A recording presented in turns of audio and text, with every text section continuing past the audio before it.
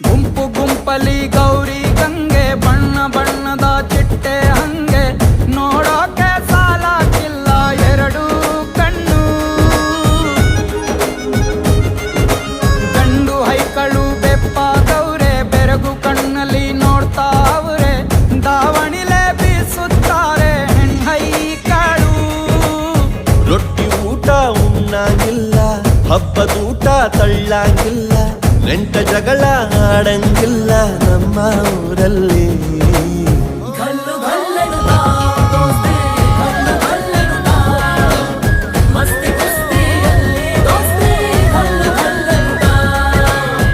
ಏನ್ ಚಂದ